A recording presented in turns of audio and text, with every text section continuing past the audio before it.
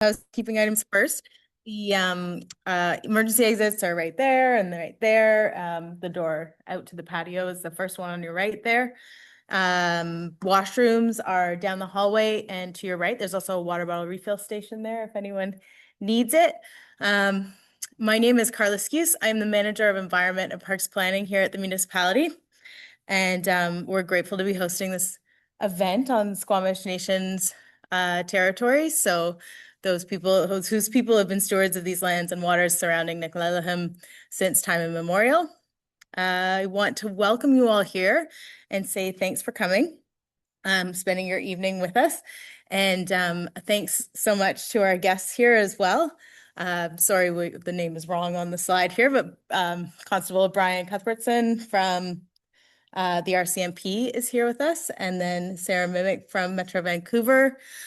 We have Calvin Rochon for the BC Conservation Officer Service, and Hikari Nakaya, who is a Wildlife Safety Response Officer for the Sea to Sky region. We'll have lots of time, and Meg Toom, of course, our presenter, who I'll introduce a little bit more thoroughly a little bit later.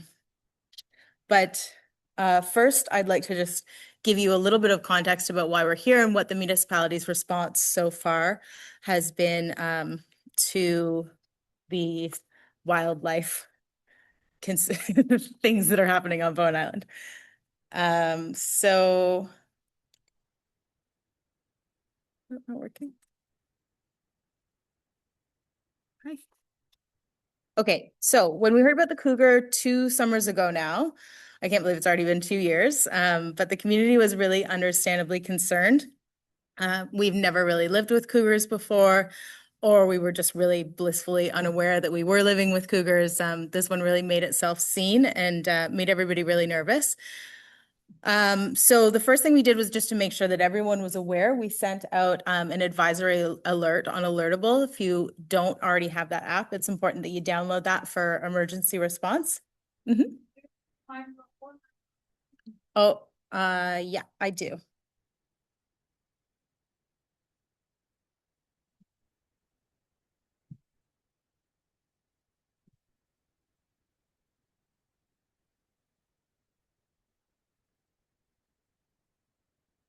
How's that? No, not yet. How's that? Is it better? Okay. Meg is going to probably walk around a little bit for her presentation. Do you have those headphones? Is it too late? Louder than Carla. Okay. I try my best to speak loud, but I might not be that loud. Okay, yeah. So Alertable, we also put lots of signs up on the ferry and around the cove at the visitor center because we just wanted to make sure that visitors knew as well. And so we shared lots of educational information, mostly about what to do if you encounter a cougar, but about how to avoid encounter in the first place. And then general information about making your property more resistant to wildlife. You don't want to be attracting a cougar's prey and therefore attracting a cougar to your property. So we stayed in touch with conservation officers throughout all of this, getting their advice for when cougar kills were found close to a trail, whether or not we had to shut that down. And then we also organized a wildlife Q&A, which is still available on our YouTube channel if you're interested in watching that. That was organized with the Wild Safe BC expert who was, oh, sorry. I didn't mean to do that. And we also received lots of letters along the way. So we responded to all of those concerns, lots of concerns and just asking for advice. And then lots of letters asking that the cougar be relocated. We responded to all those letters and we communicated that wildlife is a provincial jurisdiction and that decisions to relocate a cougar would lie solely with provincial authorities. So that correspondence also prompted council to write a letter to the BC Conservation Officer Service asking what their response would be. And then we had Simon Gravel come and present to council and explain to us what the response was. So then council received 2 competing petitions at one of their meetings for and against the cougar. And again, that prompted council to say, you know, ask staff to organize this event, have provincial authorities and other authorities all in one room so that the community can ask questions and have them answered directly from the people responsible for wildlife, but overall mostly to provide some education to the community about how to live with wildlife. And so that's kind of why we're here tonight. We've also been organizing a Living with Wildlife campaign, which came kind of just in time to prepare everyone for our new island visitors, the potentially 2 bears that are currently here. So please grab a handout. They're the orange papers over there, and then you can have all those tips handy and on your fridge for reference. But without further ado, I'll just introduce our presenter, Meg Toom. She is the principal of Serratus Wildlife Services and has been providing wildlife education and coordination services for over 2 decades. She coordinated the Bear Aware and Wild Safe PC program for the District of Squamish starting in 2006. And in 2010, she assisted the District of Squamish with becoming the second community in BC to receive the Bear Smart certification from the Ministry of Environment. Through public education, community outreach, and fostering collaborative partnerships with key stakeholders, she believes there's an opportunity to reduce the overall rate of negative human-wildlife encounters, which in turn assists with the overall reduction of preventable wildlife destructions and contributes to increasing public safety. Meg is also a new resident here on Bowen Island and happy to be here to share information and to make connections. So thank you, Meg, and I'll hand it over.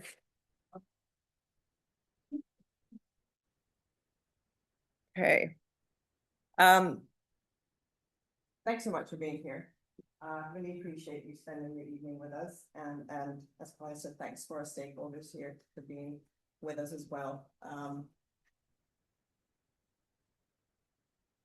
The card is down the introductions. I'm going to talk about roles and responsibilities of the municipality, the Conservation Officer Service, RCMP, Metro Vancouver residents and businesses, because we all share a role in managing attractants and keeping public safety and keeping the wildlife hopefully moving through the community, not stopping and staying. I want to touch on basic biology and behavior of bears, coyotes, and cougars. Things you should be looking for. Somebody just talked to me a little bit earlier about going on the trails and being a little bit concerned about the bears and the cougars. So I'll show you some things you should look for when you're out and about. How to avoid wildlife encounters at home and while you're on the trails. And then we'll touch on safety. And then we're going to have about 30 minutes or so of question discussion. So we want to involve you. We want to answer your questions as best we can. These guys are all super busy, and it's amazing to have them here because there's a lot of stakeholders, a lot of connections that happen behind the scenes that the general public isn't aware of. So for instance, if the conservation officers aren't able to attend, and you guys correct me if I've got anything wrong, because I'm sliding into retirement these days, and I don't do as many presentations as I used to. But you know, if the conservation officers need help, they will reach out to the RCMP and vice versa. Parks has to communicate with the CO service as well if they're having animals, say at Crippen Park or wherever. So, and of course the municipality. So all of these people are working together to, you know, increase public safety, but also hopefully keep wildlife wild and moving through the community. There we go. Did I skip one? I did indeed. There we go. I skipped 2. So what I want to touch on is, and you know, Carly's already mentioned all the steps that they've done, the municipality's done to address the wildlife that have been on the island. It's a bit of a learning curve for everybody. I realize I'm new to the area. I don't have the history of the area. I'm learning. I've met some amazing people who have kind of shared their context of living here 30+ years. So I don't want to be the person that comes to you and says, well, you should be doing it this way because this is how I used to do it where I came from. Nobody likes that person. I'm here to just share information with you, provide you with factual information, because there's a lot of hearsay, there's a lot of myths and lore out there about these animals. And I completely understand we've got people in the audience who have suffered very closely at home because of some of the wildlife that we have. So I'm trying to be sensitive to everybody's needs. And for me, it's always been about finding middle ground, because we're always gonna have people on either sides, and my role has always been trying to bring everybody together to kind of come up with solutions and figure out what's gonna work for the community. This is my community now. I'm very happy to be here. So I'm trying to contribute as well. So the municipality and the residents are responsible for managing attractants that bring wildlife into the community. And that's a conversation that back in the day, you know, many communities are having, that animals can't just keeping removed, either through just being, see, I used to say destruction, now it's changed to dispatching, or being relocated. It's up to us to manage the things that are bringing them in, because if you remove an animal, but you don't manage that attractant, another animal will fill its place. And I know that doesn't happen that often in Bowen Island, but we will start to see that happening more frequently with climate change, with human growth and development. More animals are being pushed out of their home ranges, looking for, like we are, food, water, security, community education and awareness. Obviously, Bowen Island's already started doing that with all of these alerts and handouts and whatnot.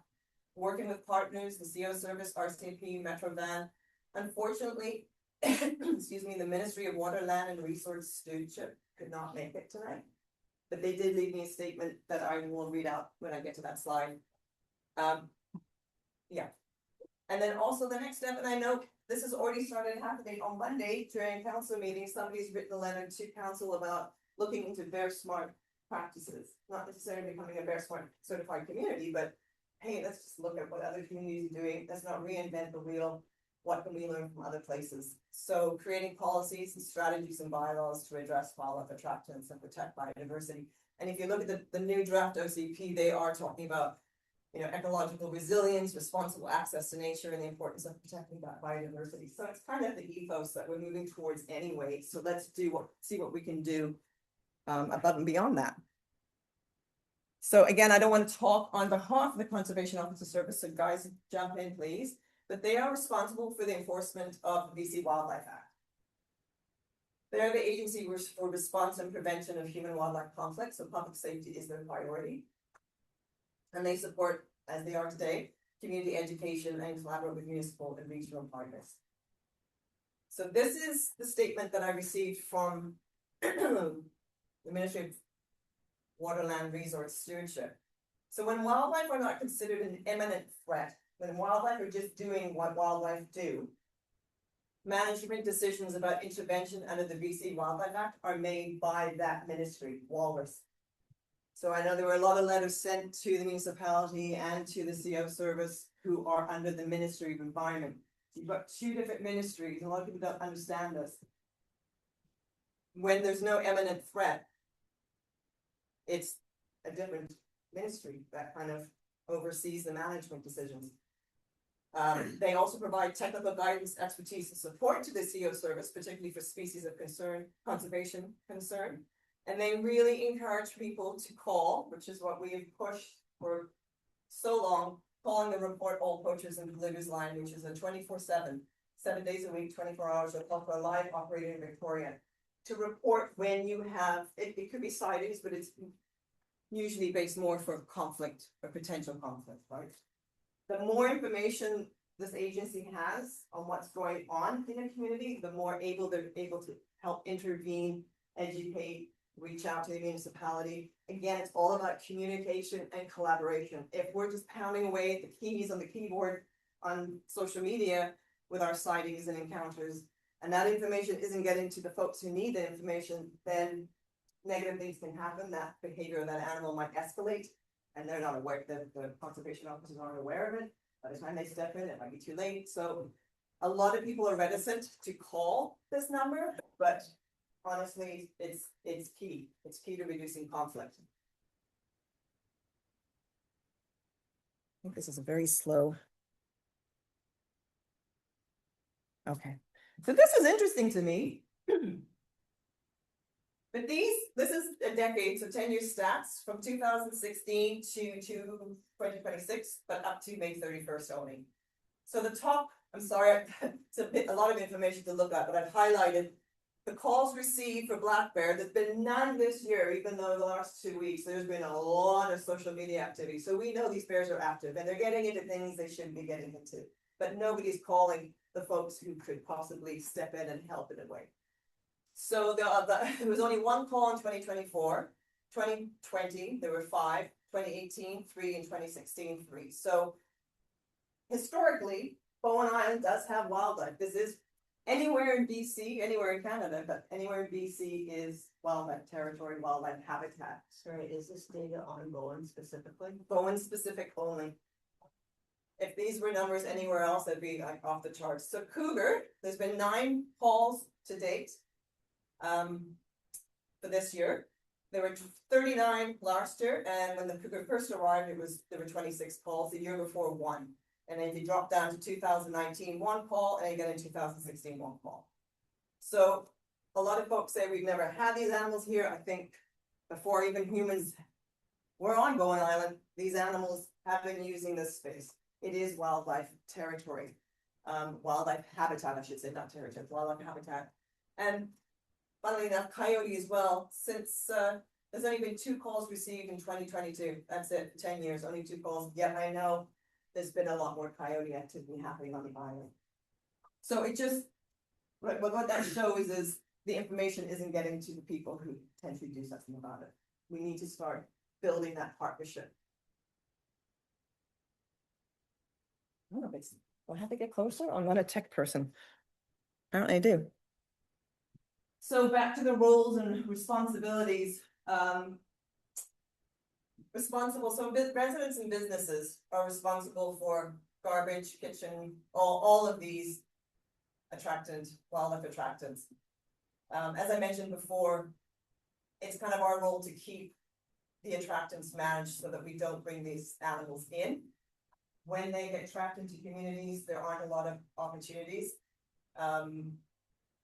Squamish is a Bear Smart certified community, but they're having issues. It's not a perfect system, but it's better than what it used to be. Nothing is perfect. It's not a perfect science. It's not black and white, but we certainly, I think, can do a lot better. I've had my garbage and my kitchen waste accessed by the neighborhood dog, I don't know how many times. So, you know, getting a bungee cord, a lock, making sure you're not putting garbage out the night before, these little things add up. But it is our responsibility.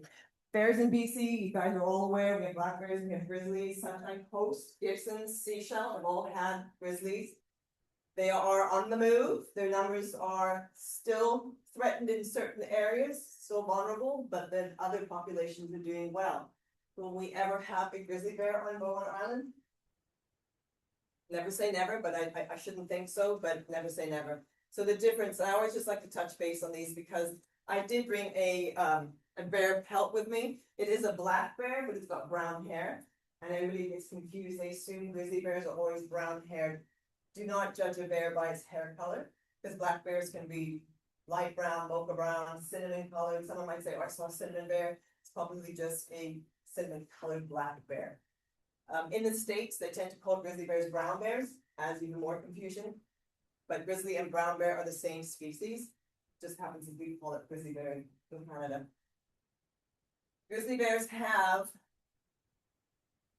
those lovely little round teddy bear ears, whereas black bears tend to have more prominent ears and kind of pointy. And when bears are quite young, their ears will be close together. As they age, the skull grows and the ears will start to spread apart. And you can see a very mature male, the ears are quite far apart, and there's this big space between. Males will continue to grow, females stop when they're a little bit, about 3 or 5 years old. So the claw length, obviously claws are much longer for the grizzly. They dig in the ground for their food, dig up tubers and roots. Black bears have evolved to live in forested areas. So we have forested areas here. This is wildlife habitat. They climb trees to go for safety. Sows with cubs will shoo their cubs up the tree, and she'll go look for food. She'll leave the cubs up there for hours. So when a bear's up a tree, it's fine. It can climb down. It's fine. It's where it needs to be. The big distinguishing factor here is there's no shoulder hump for a black bear, whereas grizzlies have the shoulder hump, and that's just muscle. to power those front legs and those long claws to dig for food. They can climb trees, not nearly as quickly or as high as a black bear, not as efficient, but they have the ability. Okay, so highly unlikely to have grizzly bears, but who's to say? Life cycle. So this is what cubs look like around May. Now, everybody was saying that the bears that are born right now, it was a cub, and oh, isn't it cute? It wasn't the cub. Cubs are like little puppies right now, they're quite small. So it looked to me like one of them looked like maybe a yearling, kind of gangly as it was running across the road. So the breeding season for bears, we're coming up to the end of it. It starts May, June, into early July. It's the only time they breed. They have multiple partners. They have what's called delayed implantation. So the female may have multiple fertilized eggs from multiple partners, but the egg will not attach to the uterine wall until roughly November when she goes into hibernation. And if she hasn't got enough fat on her, the eggs will dissolve. If she's gained enough fat, and that's why they're constantly looking for food, their survival depends on it, then the eggs will attach and she'll have a quick pregnancy and she gives birth January, early February, mainly January. 1 to 3 cubs standard. They are biologically driven to consume calories because they know when they go into den, they don't eat, they don't drink, they don't defecate, they don't urinate. And they live off their fat, and they can lose 30% of their body fat. So when they come out, roughly March, April, they've lost quite a bit of weight. So the fatter they are, the more successful they will be for hibernating. So that's why they're constantly pursuing food. They're not looking to us for food, they're looking for the things we leave out for them. And time will tell whether there's enough natural food for bears on Bowen. I'm looking at the huckleberries, they weren't that great. I think elderberries are looking pretty good, but you know, an easy to get like garbage can or compost bin is hands down more calories and way easier to eat than it is to pluck berries from a bush. So home range for an adult male is approximately 25 to 150 K, and for females quite smaller, 5 to 25. They can travel about 30 K in a day, but typically foraging about 3 to 10. So you'll see a bear over here, we can post a sign, and you'll go, oh phew, I'll go to the other side of the island to go for one now, because they can move quite a bit of distance. So it's just being alert and aware wherever you are on island, and we're in a, you know, you go to the mainland, you go to the North End, absolutely. As I said, the males grow each year. They can get up to, well, 660 is pretty big, but at least 200 upwards. And then the females, they stop growing around adulthood, but they're around 80 to 308 pounds. This is one of the Bowen Island bears. That's not a cub. He looked pretty big, barely, he looked sub-adult to adult. Not sure what's going on, if there are two indeed, whether it's a mother and a daughter, because when mom's ready to breed in the spring, she boots these yearlings out. They only spend a year and a half with her. So they're born January, they spend a whole year with mom. They go back into the den with her for that winter. Spring comes around, she wants to breed, they're a year and a half old, they're booted out, and she will not tolerate her sons finding their own range within hers because of inbreeding. She will tolerate the female, the daughter, hanging around. I gotta keep an eye on time. I could talk forever, so just somebody do that. And of course, the Komodo the white spirit bear, which we don't have here. But here's a den. That was one in Whistler. And when they're born, they're like little. I think that looks like a little gorilla. Yeah, but they're about the size of a guinea pig. Here's some cubs frolicking. So this is again in May, so that's the size. So we're ending in June, so they'll be a little bit bigger than that, but that's, there's mom plodding along in the background. And the problem is they're cute, right? So everybody going, ah. They're not cute and cuddly, they're wild animals. And here's another bear. So bears navigate their world through their sense of smell. They can smell odors from a kilometer away. That's why it's super important when we go to backyard compost, it doesn't smell. He's leaving his scent on the tree, rubbing super hard because they have glands at the back of their neck that will leave the odor. It's a way to communicate to other animals as well as other bears that they're in the hood. And a couple days later, a coyote came by and sniffed the tree. And I was just, I just walked to Florida Lake today, and just before the meadow, just before the bench as you turn towards the bridge to the meadow, there's a fresh-ish bear claw mark on the cedar trees there. So we know that they leave these signs. It wasn't climbing up, it just swiped the tree. So these are things we should look for. They're opportunistic omnivores. So if it's such a big animal, they only eat maybe 10 to 15% of their diet is meat. The fish, they'll dig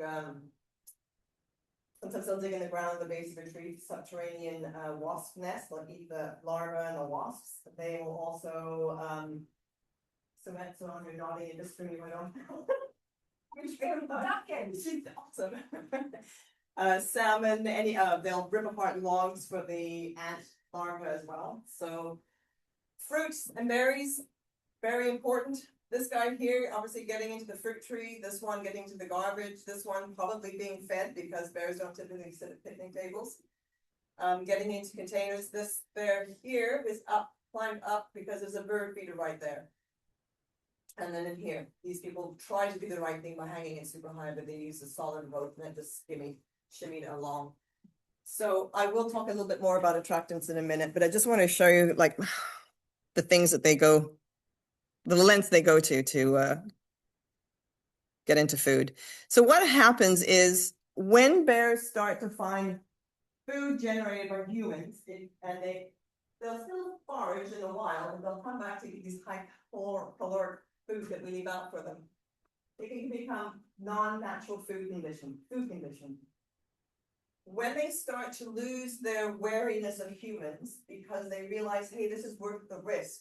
I'm gonna go raid that garbage can, even though the person's sitting on the deck, because I kind of want that food. They start to become human habituated. They don't mind being around people. When you combine food condition and human habituated, that's when things can go sideways. This bear here, we were doing a test pilot project. We had a bunch of different totes we were testing, and this guy worked really hard. They're incredibly intelligent, resourceful animals, highly adaptable to living amongst humans. So that's it for bears. I'm going to just do one slide on coyotes because I know there's been coyotes on the island. I'm not sure if we still have any. I heard that one had died in someone's yard a while back. I'm not sure how many there were. But like bears, highly adaptable to urban living, typically not affected humans. I know there were issues with the Stanley Park coyotes nipping people, but they were also being fed. And it was just this whole food condition and human habituation situation, which turned into these coyotes that were approaching people. Outdoor pets are often targeted. That's your biggest thing. Lots of dogs wandering around Bowen and lots of cats. Cats, yeah, I get that seems to be every community, but I'm blown away by how many dogs are actually wandering around Bowen. I'm quite surprised by it. Anyway, they are definitely prey for cougars and for coyotes. They're omnivores, will eat pretty much anything. Pups born in April, that's often when you'll see a spike in calls to conservation officers because they will protect their den and their pups. And so oftentimes they will usher people who are walking dogs away from where they are. So they'll be following people. We get a lot of calls about that. Yeah, but I don't know if there's any more coyotes on island. So before I start talking about about cougars, we kind of have to talk about the abundant prey we have on the island. The Bowen Island Conservancy kindly shared some of their video for this presentation. But again, another thing, I knew there were a lot of deer here. We did a lot of trips to Bowen before we decided to put down roots. But moving here and trying to grow garden is a challenge. So we've got a lot of deer, and unequivocally, that is why this cougar is hanging around. There's food.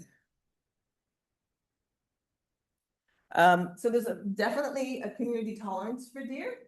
People love the deer, some people not so much. Again, trying to strike that balance. I would say a lot of them are habituated for sure. The cars, the people, the dogs barking, and the human food condition for sure. I mean, if you think of all the landscaping things that they're eating, they definitely attract prey. So the cougar arriving here must have just thought, holy man, this is like Yeah. Nirvana, because there's so many deer. So in essence, this cougar is helping to kind of streamline the population. They certainly will choose sicker, older deer, so they kind of create a healthier population, because I'm pretty sure there's a fair amount of inbreeding going on the local deer. But when we allow deer to eat in our neighborhoods, we're creating food chains. And then the BC Wildlife Act talks about the unintentional and intentional feeding of dangerous wildlife, because you create this predator-prey connection. This was along the bridge in the, before the meadows there, somebody had sprinkled birdseed all along those railings of the bridge. And it seemed like a fairly harmless thing to do, but in reality, you're creating a food chain. Not a good idea to do, and then people here also saying, don't throw away the pumpkins after Halloween, find a wood or a field, smash them up and leave them for the wildlife to eat. Wildlife don't need us leaving food out for them or water out for them. Someone also said, let them play in your hot tub and get water. They do pretty well on their own. So there is a cougar in this picture. They are masters of camouflage. They blend in very, very easily, and oftentimes if you've been out walking, you've probably been seen by the cougar, but he has chosen, he or she, I'm saying he, has chosen not to let you see him. Next slide. I'll show you. So I'll go back. And you see him now? Yeah. So I really wanted to bring this to the group because Bowen Island is a small island, and a lot of people say it's too small for it, this cougar, but an average home range with abundant prey for a female is 65 to 130 kilometers squared, for a male, bigger, 490 to 390. Bowen Island is just under 50 kilometers squared, and it's been here for 2 years. In Los Angeles, there was a male cougar, P22, that had a collar on, and he spent 10 years living in Griffiths Park. And you might know about it because there was this iconic photo of him walking in the twilight hours, and behind him is the Hollywood sign on the hill behind him. So it was this small park of 23 kilometers squared. He lived right there for 10 years, no issues. He did land up taking some household pets near the end. They trapped him, found out that he had been hit by a car and was just in terrible shape, so they had to euthanize him. But if you consider that, Bowen Island is here, you've got 2 land bases on either side, great habitat on either side, the Gambier Peaks, whatnot. Bowen Island is a bit of a stepping stone, and I've been working with Nature Squamish on wildlife connectivity, and this whole idea of connecting these habitat areas so that the wildlife can keep moving through. And what's really essential for Bowen is that we don't trap these animals, that we are porous to them. We let them move through the community, but we have so many wildlife attractants, it's nigh impossible at this stage. Obviously, historically, you've had wildlife, cougars, coyotes, bears come to the island. None of them have really stuck around and not been permanent, except for this one cougar, and it is based on the fact that there's food for it. And you'll start to see with climate change and expanding footprint, it's definitely going to affect the movement. It is affecting the movement. Wildfire, it is affecting these animals just like it's affecting us. So we have to be prepared, because even if this guy is eventually, I don't know, dispatched, removed from the island, if we don't kind of get a handle on things, another one's just going to come in. It's a revolving door. So, and trying to find that balance, not going to happen overnight.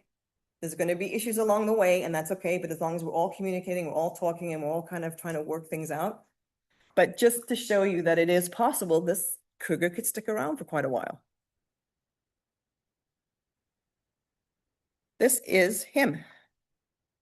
And I say him because similar to bears, the females will not allow the sons to find a home range within her home range. They have to go further afoot to find their own territory. They're quite territorial animals.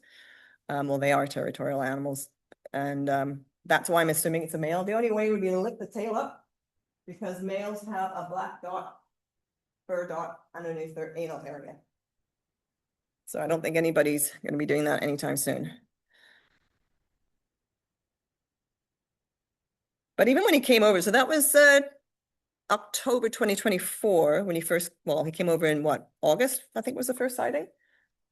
There's no spots on that guy, so he's definitely, what's going on? 2 years plus. You guys might be a better judge of age just based on his size. So cougars, excellent swimmers. How we got here? And could possibly lead the same way. Bears, same thing. They swam over. So this is a cougar kitten. I took that picture when I was in my truck in Squamish. You'll see the spots. They keep those for a year to a year and a half. The length of the tail. Sarah Bottom's great taxidermy. You can see it's about a third the length of their body. They use it to kind of help navigate as they're pouncing. These were two cougars that unfortunately were dispatched in Squamish many, many years ago. They were seen walking down streets with cats in their mouths and getting into people's backyards, and it just became a situation that was unsafe. So not living in trees, excellent climbers. You can read this up yourself, very fast, 50 kilometers in one day. Same thing with bears. The sign might go up that the cougar was here, but that's not to say it hasn't moved on. So always to be aware, no matter where you are. Excellent eyesight. Unlike bears who use their sense of smell, cougars use their eyes. Sight is their main sense. What's this? Here we go. So they have a wider field of vision and peripheral vision versus us, and they have more rod cells, which helps them see at night. So typically they're hunting at night, but if you see them during the day, that is not unusual. They have a heightened sensitivity to movement. Movement can also trigger attack.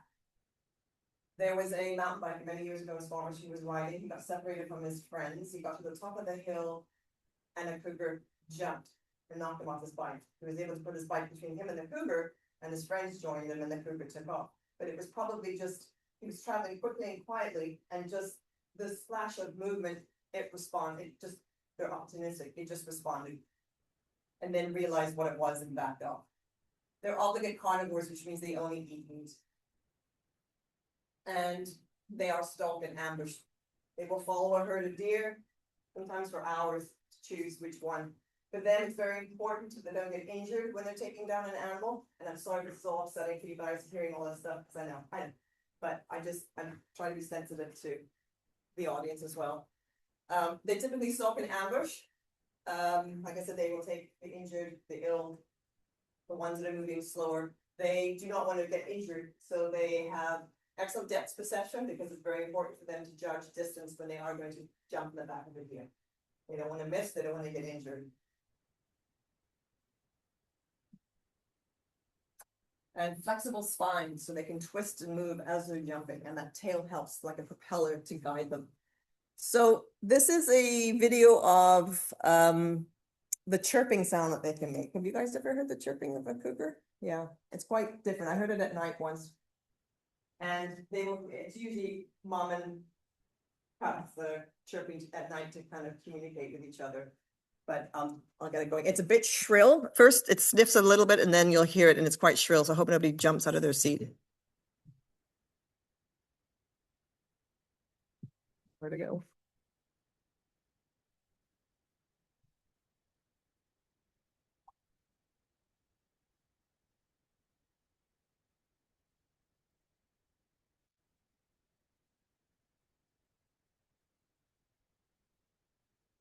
Not what you'd think a cougar would sound like.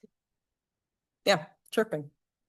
So diet, as I said, obligate carnivores, they only eat meat. So trying to manage chickens, feeding pets inside, small cats, small dogs for sure. They'll kill a deer every 6 to 10 days, consume it, cache it, cover it up with the hair from the deer, any debris that they can find in the forest. They'll pick it back up, the dog does sometimes. And they'll revisit, they stay within about 1 kilometer of the kill, and will revisit over a period of time to feed off of it. And I'm not sure if anybody else has come across some of the caches that have been out in the bush.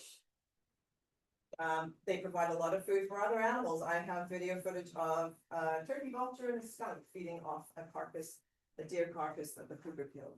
So they do provide food for multiple other species.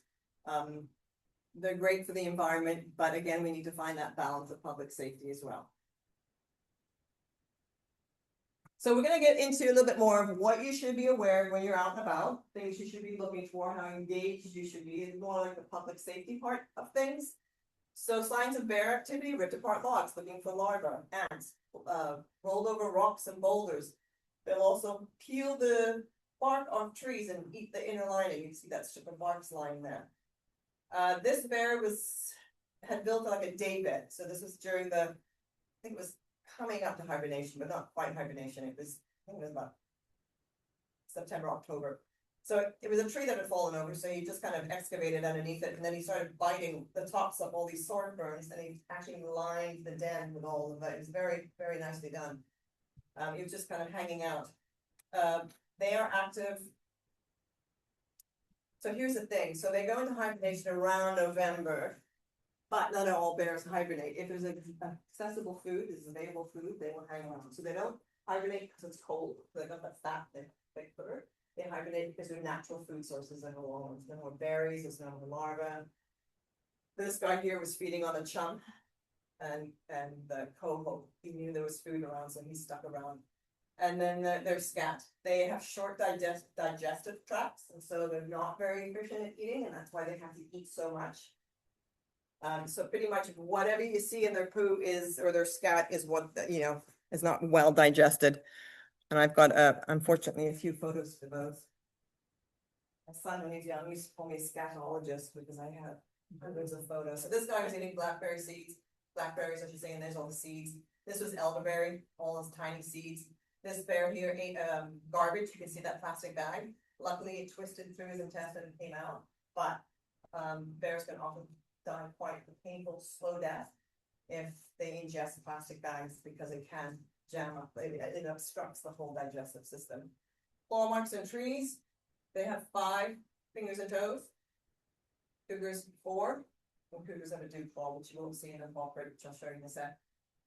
This tree here was right next to the spawning channel, so it was well marked and bitten and rubbed. They will communicate with each other when there's ample food, and it's a great way for just sharing information in the forest. The things you should be looking for. A coyote den. Coyote scat, like a mini cigar, I would say, because they're omnivores. Sometimes you'll see bones, sometimes you'll see like this one, grass. This is how old my phone. That's an old phone. This is an old picture. A lot of animals will just defecate in the middle of a road or a trail. It's a way to mark space, mark territory. And here's a coyote print. It's quite oval, narrow compared to a dog print. Signs of cougar activity. Larger cigar shape, tapered at the end, lots of hair, lots of bone. I came across one scat that was completely devoid of any organic material. It was just twisted hair in here. Cougar cash, you see the antlers sticking out, the rest is covered up. And there's a female with her kitten or cub. You can see either one, they had killed a deer. And so you can see all the debris that they've used to cover it. Also, claw raking, great for marking their territory. So you'll see trees or logs that they just rake their claws along. You'll see this mom here. See how long their tails are? These guys here still have their spots. So they're still with mom for the time being. Cougars will move out on their own when they're about 1.5 years as well. So, claw marks of a cougar. They'll just drag their claws down the tree. Paw prints. They retract their claws like bobcats and domestic cats. Sometimes if the ground's a bit slippery, you might see some scrapings from the claws. That's like kind of gaining purchase, but for the most part, their claws are retracted. And they have this, it looks like a big fat M shape pad at the rear.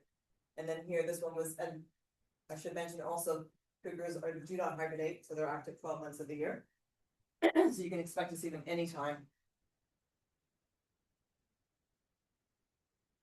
And I wanted to show you bobcat because people get really confused between bobcats and cougars, and a lot of calls are made to the Conservation Officer Service, the RAP line, and it turns out it's not actually a cougar, it's a bobcat or a domestic cat.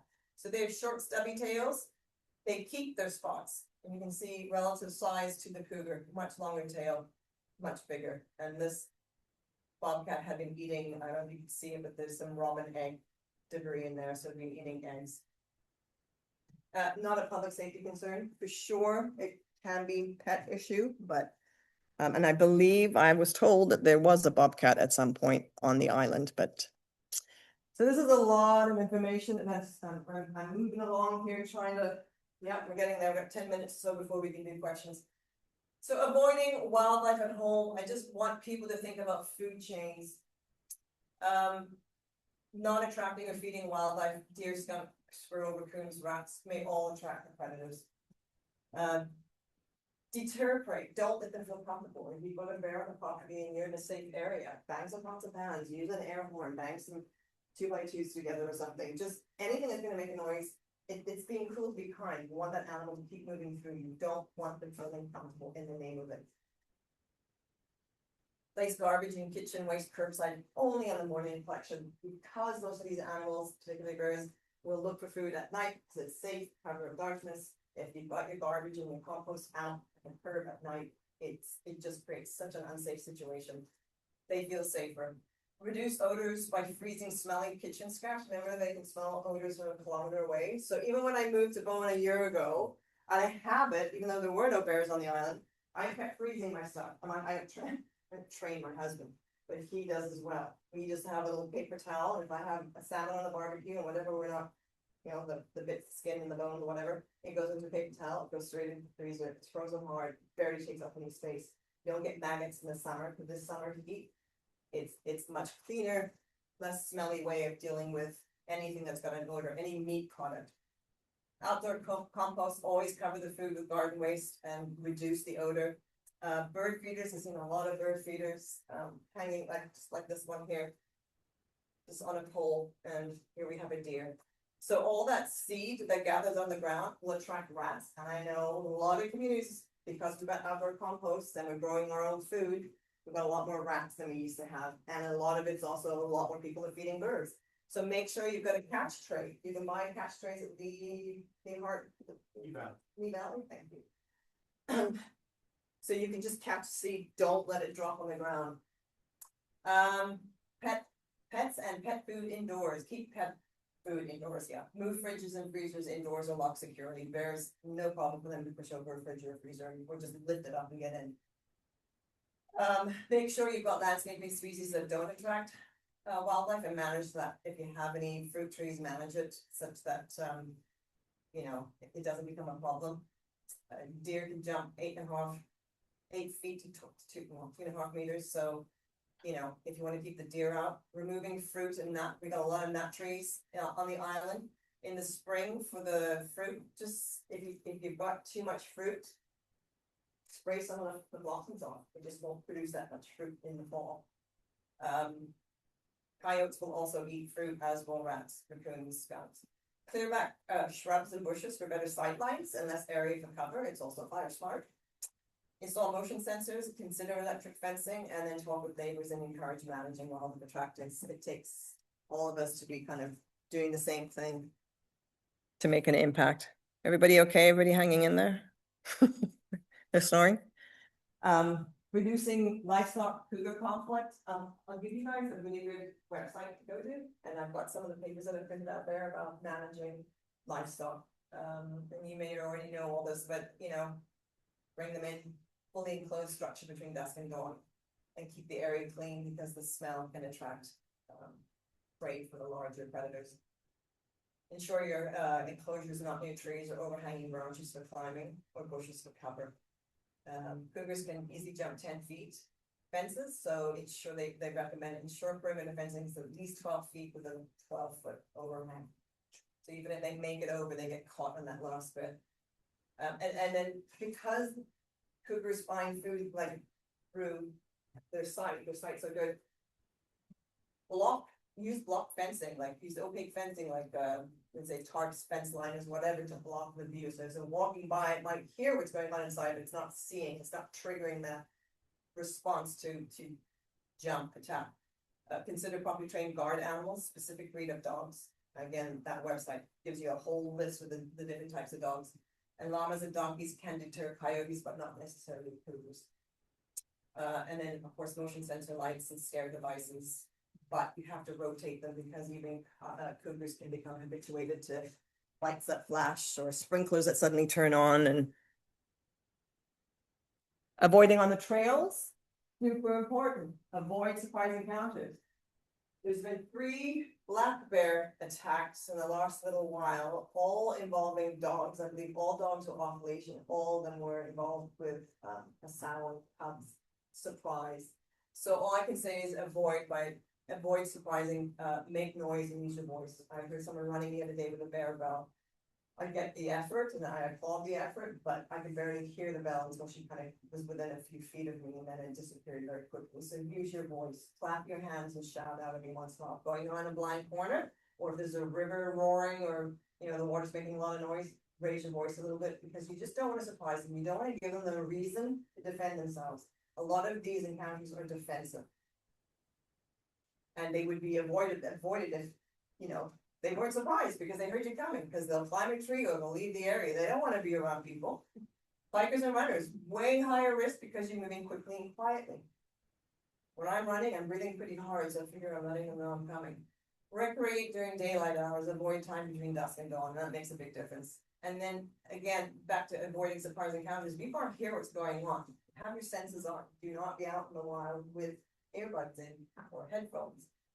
Anticipate encountering wildlife, practice your response. What am I gonna do if I go for a walk around Killarney Lake, you turn the corner and there's a cougar on the trail? Role play it so that you're not unprepared.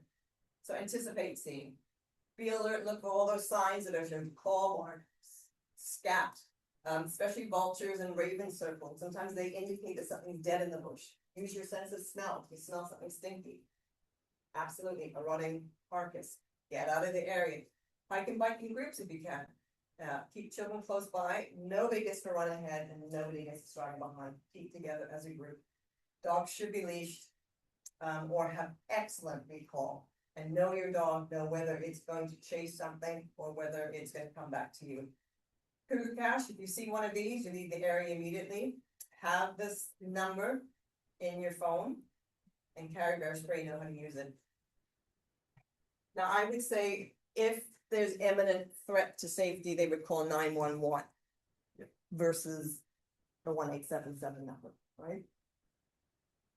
Whoop. Oh, now it decides to work. Okay, so we're gonna do a bit of safety and I'm gonna get hopefully the COs and Hikari and Calvin to help me with this if I overstep. I try to keep things pretty basic because I don't want to freak people out. So safety, I want everybody to know every encounter is unique and every animal is unique. You have no idea what an animal's experience has been. So I'm seeing a lot of pictures of these bears and a lot of pictures of the cougar. And that means every time that animal knows you're taking a photo, as in it looks at you or it stops feeding or it pauses, you've habituated it. You've taught it it's okay that the person can stand nearby and take a picture of you because nothing negative happens. So you don't know, you might be coming across a bear on the trail that's had its photo taken multiple times already that morning, or you know, someone's done the back away thing. You don't know what kind of experience it's had with other humans.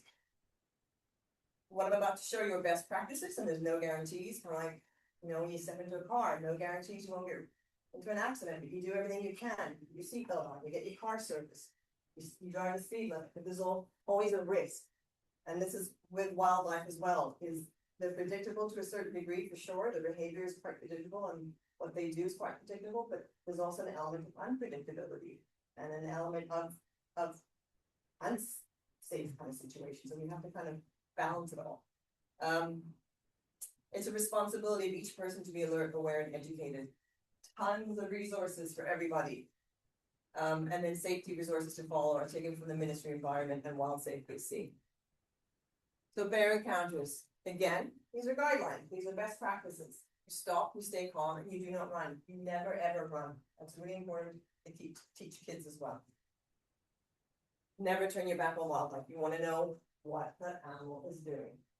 I had some friends who were biking many years ago, and there were 3 of them, and a cougar approached them on the trail, and they got off their bikes, and they did everything right. They backed away. They had their bikes in between them, but the cougar will dip into the bush and reappear somewhere else, and they had to keep turning to face it and backing away.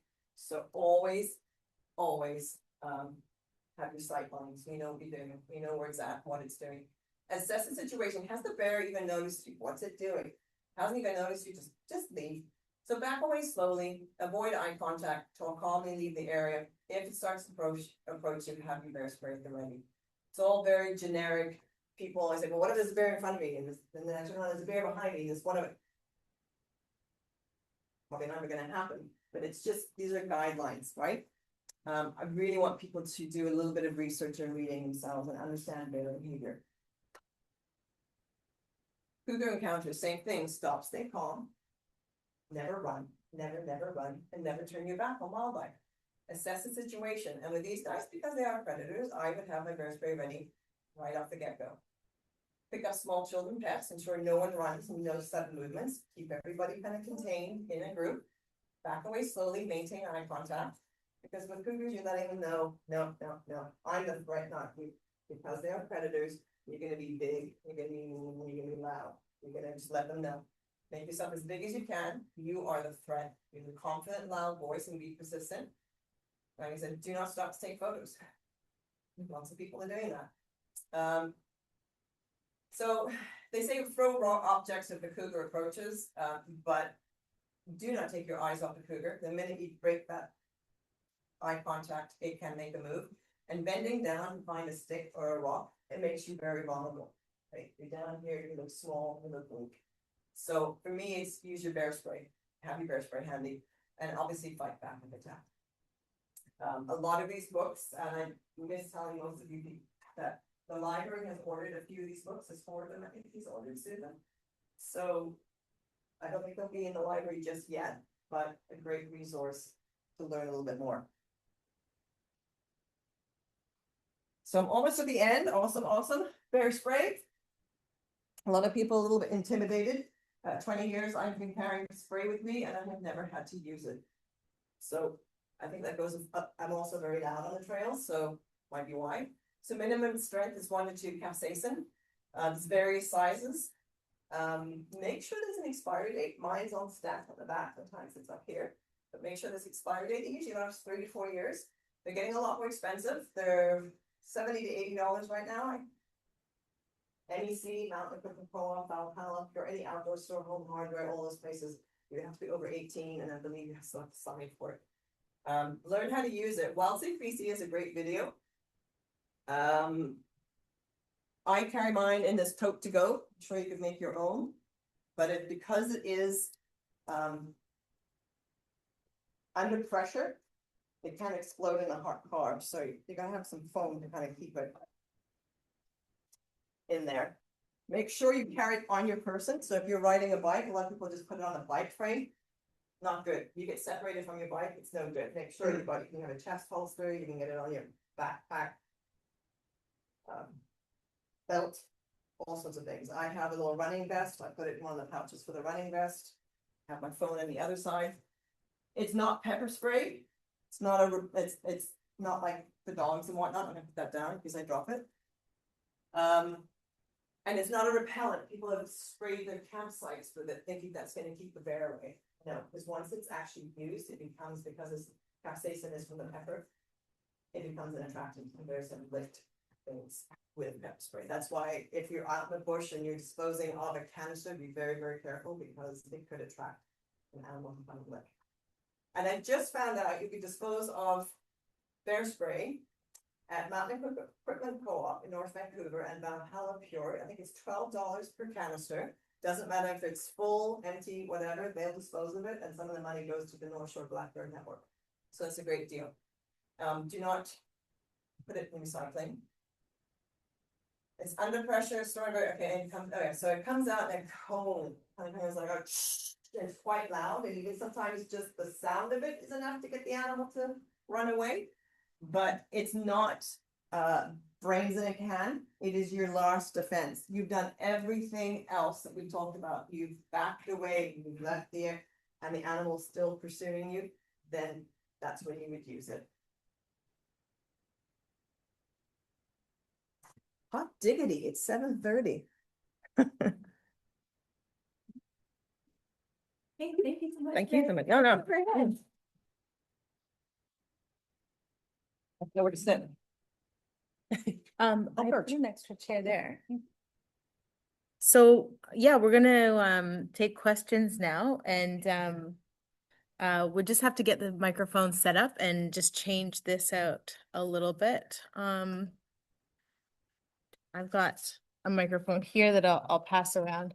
Maybe while we're doing that too, I could just say thanks again, Meg, for a really great presentation. I know I learned a whole lot. And I'm sorry if it was like a, bleh of information, but not at all. I don't think so. One thing that I wanted to add to what you were saying was just when you were talking about spraying the buds off your fruit trees. If you Mhm. do have extra fruit, on Bowen Island, we have the low hanging fruit program, which is offered by Bowen Island Food Sovereignty. And so you can call them and they will come pick your fruit for free, any additional fruit that you have, and they'll share that with the community. And then I also really liked talking about freezing your scraps.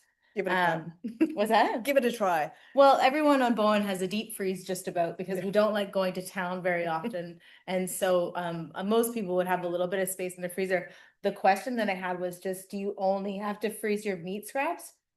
Or do you think that it should be done like with everything like No. veggies and fruit? I think that would be That's the only asking, smelly stuff. yeah, it would be asking too much for people. You'd fill your deep freeze full of, yeah. No, to me, it's the smelly things that produce the maggots and yeah, meat products, fish products for sure. Okay, does anyone else have questions they wanted to ask?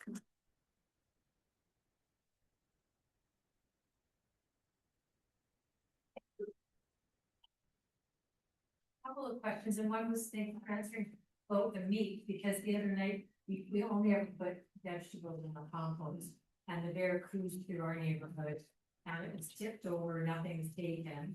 But it was a bit of a wake-up call to remind us that it's still an attractant, even if it's maybe not interesting once you find people. For sure. So we're certainly going to have to freeze that. Another question that I have is around calling the RAP line. Mhm. And when that's, because I haven't actually seen that anywhere where it's saying call the RAP line and when people are supposed to do that. I've seen the bear 3 times now. And I mean, he wasn't doing anything he shouldn't be doing. But is that a time where they need to know just where he's being or where he's going? Yeah, like Meg was saying, her presentation was fantastic again, but we had no reports of the Black Bear except for word of mouth from Meg and other people. So Facebook is great for you guys to communicate with each other. We can't monitor every Facebook private page in the province. That'd be too much, obviously. So calling in sightings is something we hear a lot of. Like I said, we get like hundreds, thousands, tens of thousands, hundreds of thousands of reportings every year. So calling in a sightings, not doing the wrong thing at all, especially here on Bowen Island when you haven't had bears before. So feel free to call for sure.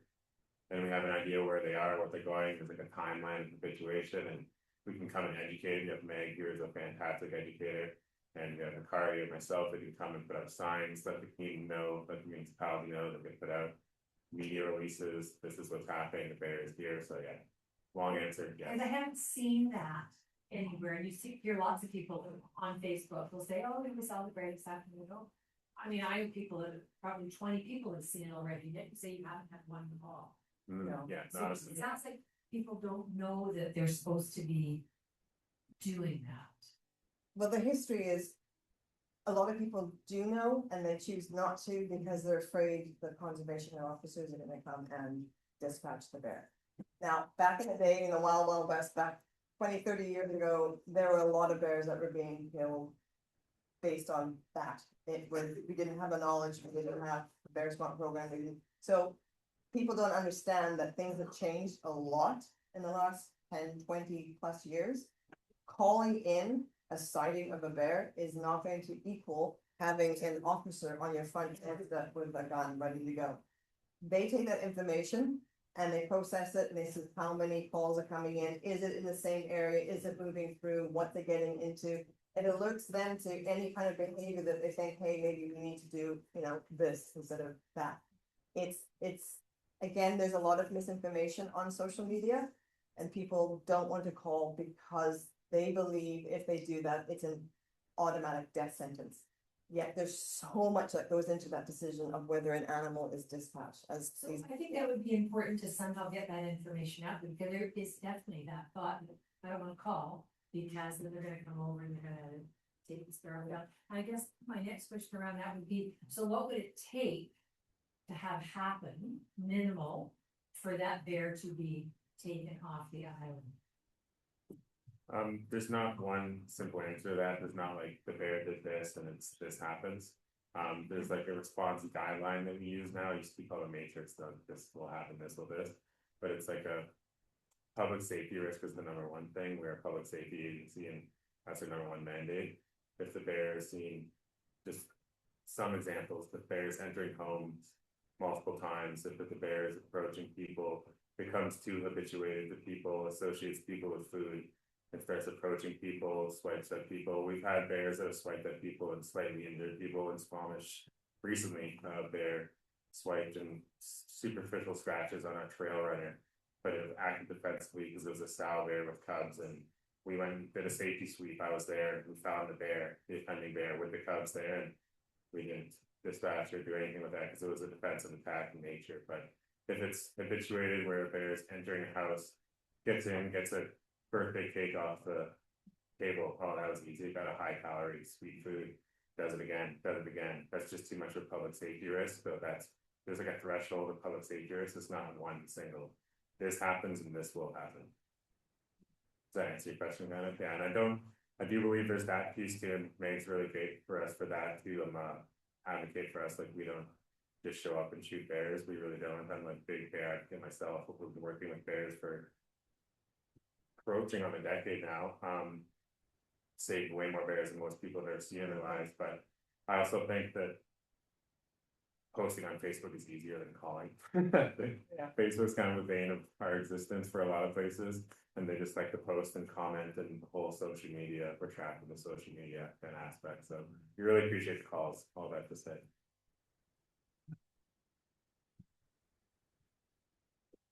Great questions, anybody? Yeah. Let's see. So bears like berries, and they like the calories and they wanna get all sorts of fattening up. So all my raspberries have just been eaten. They're just starting. I ate the first ones this morning when I was out early. So, is that an attractant, a little tiny patch, sort of 10 by 10 feet? Yeah, that's a great question. Berries, they're a bear's favorite food of the time, this time of the year in the summer, so they are attractants. One suggestion I could provide you is to just get the raspberries before the bears get them. It is really hard, right? As you said, it's a 10 by 10 push, so. Another option, this one you might have to look into your municipality's bylaw for that, but electric fencing is another good way to protect wildlife attractants. It could be for fruit trees, apiaries, and chicken coops, so damp resistant suggestions to provide. WildSafe BC does have really great tips as well, so I highly recommend checking out their website. And there's also, you can just do like a portable electric fence, solar portable, because you don't have to have it there 12 months of the year. You just have to have it there when the fruit's ripening, and people do that for their apple trees. They just put them up when it's ready. Could you speak up? I'm sorry, you can get portable electric fencing and solar electric fencing, so it's not like a massive kit. You just have a portable one that you put up around the fruit as it's ripening to keep the bears out, and then when you picked all your fruit, you take the fence down. And you're concerned about children or pets, you can turn it off. You don't have to have the thing running all the time. If you're out in the back with the dog or out in the back with the kids, turn it off. It's just, so it's a temporary, not temporary, it is a temporary solution, but, and it doesn't cost too much. If you're picking your berries like proactively, like the red ones, you're putting here most of the time, I don't think you have an issue at all. It's going after the sweet ripe ones for sure. So if you're actively picking them, you're doing a great job. We have major issues. We have major issues in Squamish with them fruit trees, as Meg likely knows. Lots of people move into houses now, multi-million-dollar houses that have these giant fruit trees that they didn't want anything to do with, that have been there for decades. which even if they do want to do it and pick them and whatnot, the fruit goes up 30, 40 feet in the air and they can't even get to them, so. The bears get there, get at the fruit, and they're eating like dozens of apples a day, not like a handful of raspberries that you might have, so that's where the issues are with those things, not really so much. It's, if you're gonna be planting fruit trees, do a dwarf fruit tree, you can get that, I'm trying to get Squamish to make that bylaw, it's not as easy as I thought it would be, but. Yeah, so long answer, if you're proactively picking them, I have strawberries in my backyard, and I pick them daily. Tomatoes, yeah, I think you'd be more than okay. If it becomes an issue, then you can look into something, but at this point, I think you'd be fine. Yeah, on the scale of 1 to 10 right now, with the available garbage and compost, I don't think your raspberries are ranking So, anywhere near, to be honest.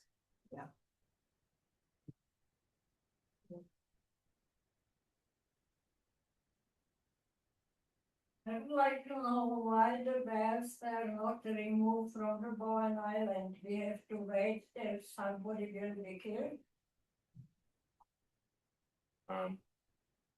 Definitely don't have to wait till somebody's gonna be killed, because this is like, as Meg was saying, this was their like home range, the bears have been here longer than we have been here for sure, longer than people have been anywhere really, so they have the like as much right to be here as we do, and this is, if the bears are removed, as Meg said, other bears will move in, this is like just a habitat for them, they were extirpated in the past, but they're coming back. We're in BC. If you ever taken the ferry over to the mainland, you've been sharing the land with either somewhere between 130 to 350,000 black bears.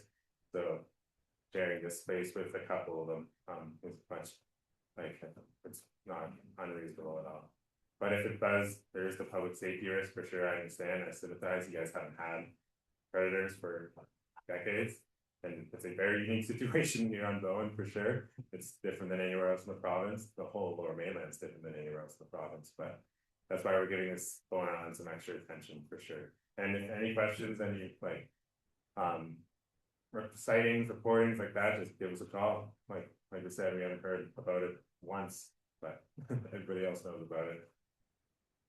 I know you're nervous about going walking, so just, Yes, yeah, I understand. So having an air horn or, you know, using your voice, because they don't want to be with you, they're not attracted to you. And you just don't want to surprise them, so continue to walk, continue to live life, just make some noise and don't surprise them. They're not on the trail looking for you. Why we should leave this then? Because this is wildlife habitat. And we can expect wildlife to come and hopefully, you know, wildlife to go. But if this bear moves on, another bear will come in a few years or shorter. I don't think so, that is not so easy. That they are usually coming just by sitting on the logs for the sea. But time is changing because of climate change and fires and more people pushing more wildlife out. So it's happening in many other communities where wildlife are moving in and through. So that's why we're trying to teach people how to stay safe, how to be responsible, to make sure we're not making them stop and stay in our community, like in our residential neighborhoods. But there's enough forest for them. But if you want to walk in the forest, you have to, yes, be more alert and more aware and make noise so you're not surprising them. It's learning to live with the wildlife. And it's difficult, and I know it can be frightening for a lot of people. I totally understand that, but it is wildlife country, even if it's a small island.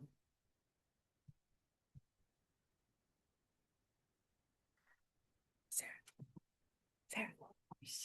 Judy's better than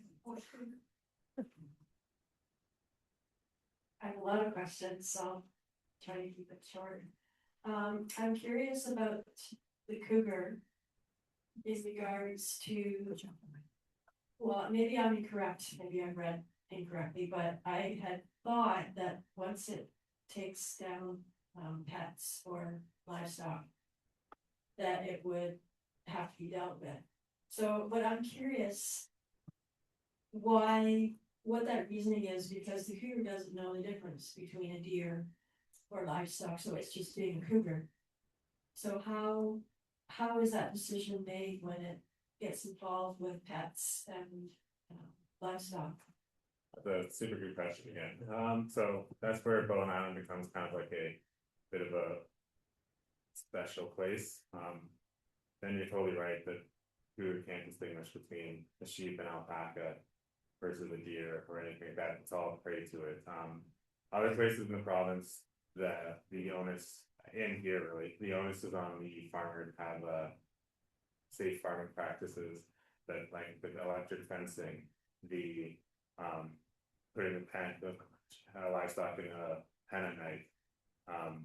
And if it's not that case, then the cougar won't be removed ever because that's on the farmer and whatnot for them to have that.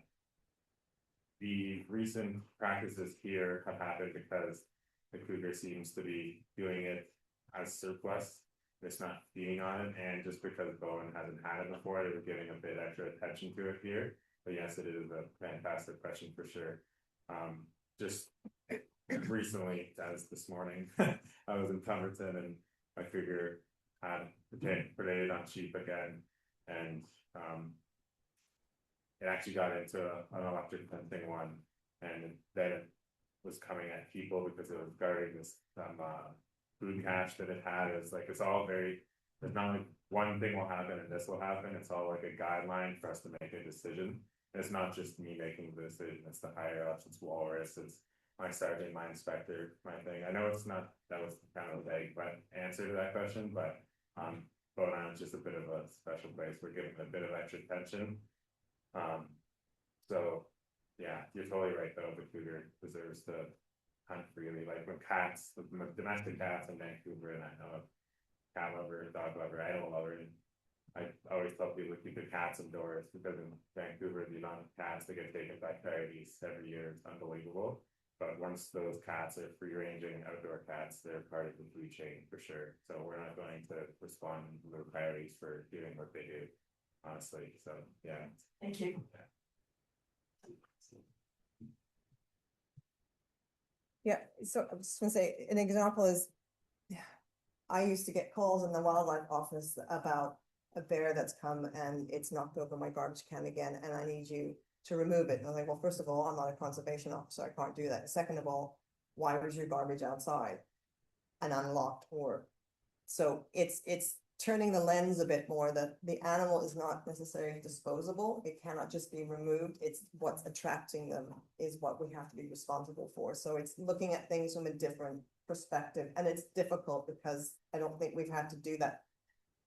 I can't say we, because I haven't been there that long, do that so much on Bowen Island because it's been such an intermittent occurrence of having these animals here. But with this cougar staying longer, and obviously it's a financial outlay for some people to have to protect their livestock. It's a tough one, but yeah, it's looking at it from a different lens, that the whole thing I was talking about, managing attractants, that's our responsibility. And but again, Walrus, which is Waterland Natural Resource Stewardship, they are the ones that make basically the guidelines on what the conservation officers have to do. But obviously the conservation officers have discretion when it comes to being called into a certain situation. They have discretion on what, with their guidelines, what they are going to do. And then I also want to talk a little bit of safety with the RCMP. If the CO service cannot attend, then obviously next is in line would be the RCMP. Sometimes they have to dispatch an animal on behalf of the CO service. So it's a multi-tiered kind of approach, but I just wanted to get that out as well, because I'm not sure if I explained that all that well. Yeah, it's not black and white. It's not. Yeah. And a lot of it is like, but why? And I get that. But yeah, a lot of it's discretion based on the guidelines of that. Sorry, you've missed. But you said a couple of times that these animals can be habituated to being around humans. So I mean, I came off Norman last weekend and pulled up behind a car that had stopped with all the, I think, tourists looking at a deer, right? And it was like stopped in the middle of the road, deer right on the side of the road. That was like, oh, come on. You know, here's the Bowen Islander going, oh. Moving on. Nothing to see here. But, okay, so if by chance we see the cougar or the bear, not close up, not where we have to use the bear spray and back away slowly, but what should we be doing? Like honking the horns, making lots of noise, you know, getting out pots and pans and scaring them the hell away to the neighborhood? As much as we can, is that proactive? Yeah, totally, Yeah. you're totally right, for sure, and I tell people that as well, don't let the. Predator feel safe in your space is your yard. So don't let it, it's laying there, relaxing, laying there, having it snooze and whatnot, get it out of there. Yeah. But you don't want them being comfortable around there, so yeah, yes, do that for sure. As long as you're in a safe place, have at it. I think that's a message you get out too. Yeah, and I move deer along off my property. They're not predators, but I don't want them on because Deer I here better. are crazy. Yeah. It's just- Yeah. It's wild. Yeah. Yeah. They're attractants. Yeah, they're attractants. I don't want to attract the cougar on the property because I'm allowing deer to feed off whatever I'm growing. I've also got a dog who's very reactive to deer. So I don't want her chasing because that to me is harassment of wildlife. So I don't want to slip into that thing, but I will also definitely chase and clap and get deer off my property because I don't want them there. As long as I'm safe and I don't do anything harmful to the deer, it's just giving it a good scare to get it out of the way. I guess too, sorry, it's not really a question. Thank you.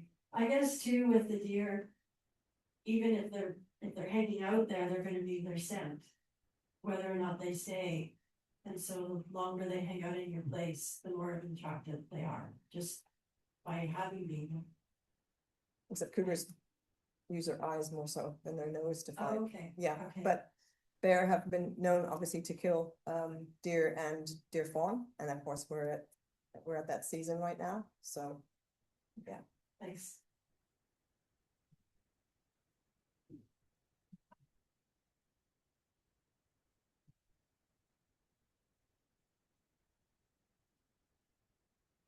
First of all, I'm gonna say thank you to all of you guys. Thank you for your advocacy and protection of these animals and then our community.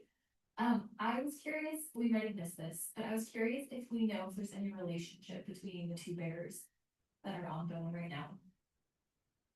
I can speak to that. No idea. The first video that I saw was the bear on June 1st running across the road, and it looked like a yearling, it looked like a younger bear, not a cub in any way, shape or form. A cub. It's supposed to be on its own. And then my husband actually saw the larger bear, and it's definitely not a yearling. So Hikari and I were chatting about whether it's excuse me, a sow and her daughter. So, or I thought maybe it was a sibling, male, female, but one of them is substantially larger than the other, and male bears are larger than female, but hard to know. That's just one thing we discussed, is just trying to be respectful of if we see them, like if it would be a mother protective of her cubs. Again, it's not a cub, so don't worry about it. The yearling's supposed to be out on their own, but yeah. But no, that's awesome. Be respectful, give them lots of space and lots of distance, but yeah, it's, I would say it's likely that they're related, the yearling be here at the same time, they showed up and then that was like, okay, time for you to not be with me all the time now, so I would say likely, but I can't know for sure. I guess I have one more. Are dogs a deterrent in like in our home? Or attractive or either? For bear, Yeah. bear, I'd say it'd be a deterrent for sure. If it's a big, large dog that barks at, yeah, it'd be a deterrent. On your home, you don't want it like big, like as you likely know, like a dog off leash is one of the most like dangerous thing to do with a bear, because especially with the bear with cubs, which we don't have here, so you don't have to worry about it, but the dog chases the bear makes it back to the cubs, or the bear just decides to chase the dog, and then the dog runs back to you, and it brings the angry bear back to you. So like, yeah, so as long as it's not chasing the bear, if it's on a leash or if it's staying on your property, it's barking at the bear, deterrent. yeah, it's more of a conflict thing than a food thing with dogs and bears, but for cougars, it would be more of a food thing depending on the size of the dog. I mean, a larger dog, they might think twice, but a smaller dog absolutely would be considered prey. Again, they don't know the difference between livestock, deer, and a domestic dog. And coyotes as well, it's a smaller dog, it might be seen as a threat or food. Just one more question. I don't even know if someone could answer it, but would dog feces in a trash can help deter bears away or do nothing? Yeah. Awesome, thank you.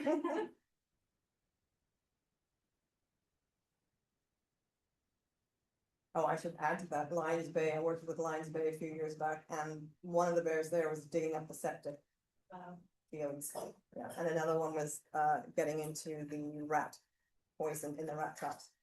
So they go after all sorts of odd, things that you wouldn't think would attract them, but no, the dog species wouldn't.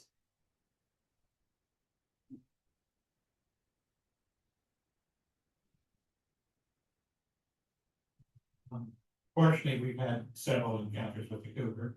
The last encounter was about 4 days ago and it killed 2 of our sheep. It dragged the lamb away and caked it in the bushes. It killed a 3-year-old ewe in perfect condition. And it bit one of the other lambs in the head. And luckily that lamb got away. This animal is habituated to humans. It's our second interaction on the farm with it directly that we know of. The first one was one of my employees went up to pick up some trimmings from our apple trees and walked to within 10 feet of it. And it just stared at him, didn't think anything of it. And he phoned me, I came back, and we went back up to see if it was still there and it had gone. But it has no fear of humans whatsoever. The other thing, as has been mentioned tonight, it's not feeding on the animals, it's killing. It killed both the sheep, dragged one away, stored it. Maybe it was gonna come back later and feed on it, but it didn't. It just left them. So I'm not worried for my sheep. I have to deal with them however I have to deal with them, and sheep have all kinds of other issues. I wasn't expecting them to be killed by a cougar, but it happens. But I am more worried about human interactions with it now, because it literally has no fear of humans at all. So something has to be done better than what's being done now, and everybody looks at that animal, thinks it's an absolutely beautiful animal. It is, it's an amazing creature. But when it gets out of control, it needs to be removed. And I don't think there should be any questions about the cougar at this point on both. It is interacting with people, it's interacting with livestock, and it's interacting with even people's pets. So it's time for it to go. The other thing is the bears. Historically, we've had bears every 4, 5, 6 years on the island. We're always told to leave the bears alone. It's their territory. They're going to live here. It'll be fine. We don't have to worry about it until they become problem bears, meaning garbage bears. Both these bears are already garbage bears. They've been garbage bears since they were first seen on the island. What's the answer there? Because in my education on the island is looking out for wildlife here, and particularly bears, it's always been a garbage bear is a dead bear. So where are we going with the bears right now? Do we just let them sit here and wait until they're worse garbage bears, or do we try to do something about it? Well, from our education point of view, we're trying to do something about it with the municipality.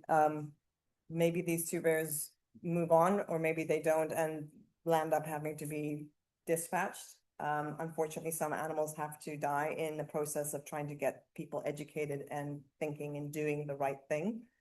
I can't talk to what the plan is, or if there is a plan. I didn't know it had killed pets. I'm assuming it's been killing cats because there seems to be a lot of missing cats in the community. And is that the coyote and the cougar? I don't know. And I don't know if you guys knew about the person picking up the kindling by the apple tree and it being 10 feet away. Yeah, so we didn't know about that, and I do agree with you, Asta. There is like the level of situation, and like I said, there's not like we do one, this happens and we do one thing. That is a level of situation. The bears being here, a level of situation. The bears in Squamish are unbelievably situated. In Burnaby, it's the people feed on their hands.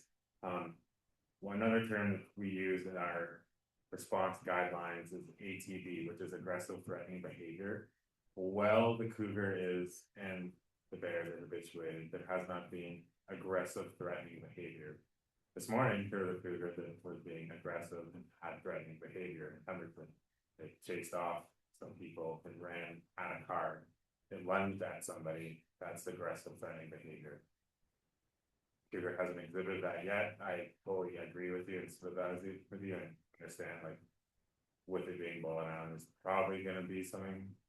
Like, we have done stuff, like, obviously you saw me doing stuff and we were there weeks ago doing again, but not just Bowen Island is a special place, the Cougar on Bowen Island is also a special place because it killed these farm animals, livestock, and it fed upon them because it just has so many other available food, being all the deer. So one of the catch methods we use for cougars, without getting too much into the weeds, is using the livestock kill, which you saw me do, obviously.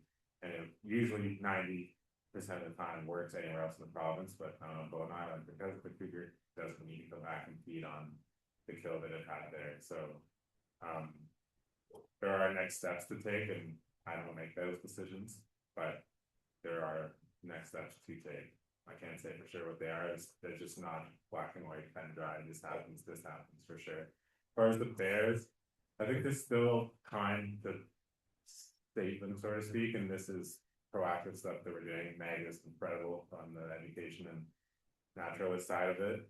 So if everybody on Bowen does their part with managing their attractants, and like we talked about the other day, your cousin, I believe, with the hives there, he's putting up electric fencing. That's the best we can do for, and that's going to work for the beehives for sure. So if people close the garbages, lock them up, pick their fruit trees, I think the bear could likely move on more than stay here and eat the grass, but we can't just make that decision for the bear. And that's, again, WLRS who makes those decisions, but we want to give it a fighting chance. We're not just going to come in and be like, well, this bear is going to be dead, so I'm not dead soon. I don't think. I totally understand. Just not a one easy answer. It's a shame we didn't have the ministry of Wallace here with us to kind of help with some of the answers. But yeah, they're fundamentally the ones that are can I say calling the shots? Yeah, and I share your frustration Yeah. with the ministry sometimes. Yeah. So letters that have been written to the Ministry of Environment Conservation Office Service should actually be written, I believe, to the Ministry of Water, Lands and Yeah, Resources. Yeah, because they're the ones that are fundamentally making. Yeah. And I'm wondering if that cougar didn't move on because it knows the sheep were there and it was willing to kind of be within close proximity because it knew it wanted that, not your worker, but the sheep. Yeah. Keep working there, yeah. They weren't, but it's been around for a couple of years. It's probably walked past your property. Yeah, I totally empathize. It's a tough one. I wish we could give you, like I said, 1, 2, 3, this is what's happening.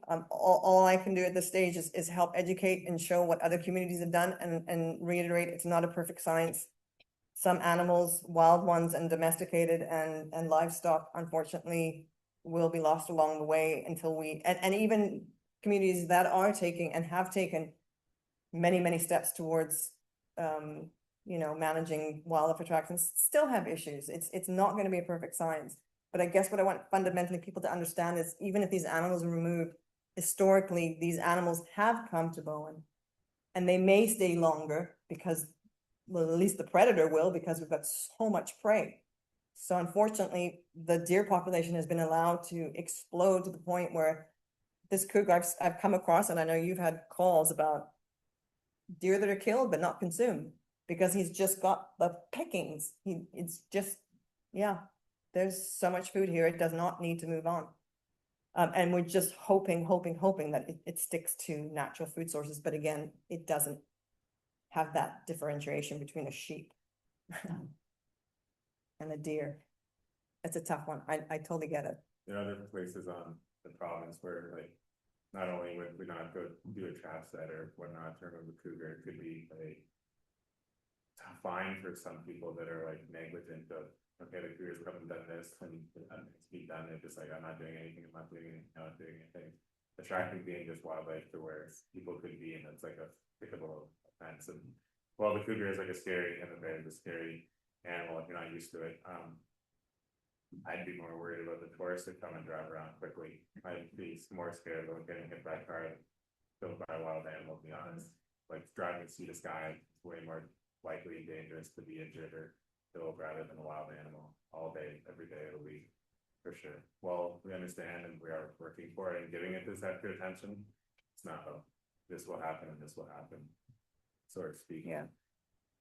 And it's not easy getting all these people on a panel because they're super busy and stretched to their limits, all agencies. But I think it's so important for you to understand that they are all working together. You know, Metro Van will put up the signs to let you know that there's a cougar or a bear on a trail network, or maybe an area's been closed. RCMP help out with the CO service. CO service is obviously communicating with Walrus. So there's a lot of things going on, like I said, in the background, and I totally get the frustration. And I wish it wasn't so gray. I'm very black and white myself. I like the rules, I like this, but it's just doesn't roll that way all the time. My question's actually, a segue from what you were just talking about, the deer population. How it increased so much on Bowen Island, and I had heard or read that the population of black bears, for example, has increased as well. And so, and I'm not meaning to sound crude here, I'm just talking about numbers. So it's okay for the cougar to come here and call the deer herd. So how, or what, at what point does the bear population have to be too much before something is done? Because, you know, deer, too many deer, they're starving, it's not healthy for them. So if we end up like, what's the limit to how many bears before they start starving? So that's basically my question or my observation, I guess. Like, what's the limit? Like, we remove one bear, so another one comes. We're seeing seeing and hearing about sightings of bears in the city, on Commercial Drive, climbing people's fences because there's too many bear now. So how far does that have to go before something's done? I'm not saying, I don't mean to sound like let's go kill bears. Yeah. But it's also not healthy for them because they're starving, they're looking for food. And they're becoming habituated to people. So what's the balance between nature and city life, I guess? I understand your question for sure. I'm gonna answer it best I can, but I'm just gonna preface it with WLRS is the one that manages wildlife population. They have biologists there that manage the wildlife population. They put the tags on hunting allocations, they manage the wildlife population. But to answer your question, in a two-part answer would be here, I don't think you'd have an issue with too many bears coming because they wouldn't tolerate each other and they kick each other off before it being too concentrated of a bear population. And the second part of the answer, most every wildlife species has like this like cycle of population growth and falls and grows and falls. A good example of that would be like a fox and a rabbit, we'll say. So the rabbit population decimates because there's so many foxes, and then the fox population explodes, and then there's not enough rabbits, and then the fox population starves and they die off, and now there's way less foxes, and then the rabbit population is not predated enough as much. The rabbit population explodes, and then there's lots of rabbits for a few years, 1 to 3 years, and then rabbits are populous, and then the foxes have a lot more food. They eat a bunch, they have more kits, and then it's just up and down like that. That makes sense on a 3-year cycle. But for here, and again, really hammering the point, being reported, looking at Walrus in the eyes that they manage wildlife populations, not our agency at all. We are public safety response and enforcement on wildlife and fisheries, but we don't manage populations. We don't even make the decisions. We kind of have discretion in the moments, but yeah. To answer your question, I hope that answers it. And nature tends to take care of itself.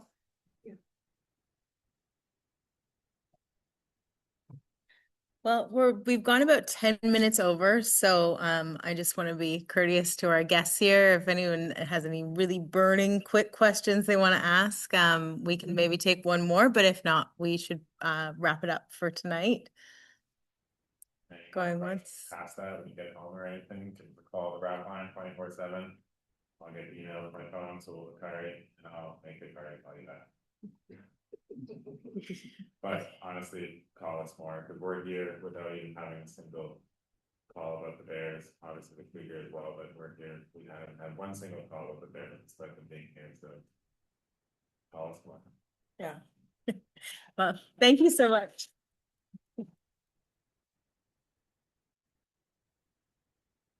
So thanks again to all of you for coming, and thanks again to our guests. We really appreciate you making the trip over and bringing the fun, exciting taxidermy cougar for everyone to touch and answering all of our questions.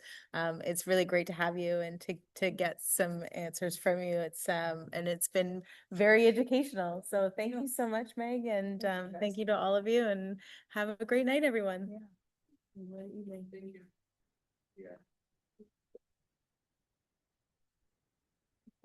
have a very little question for you, where there was this thing. Oh,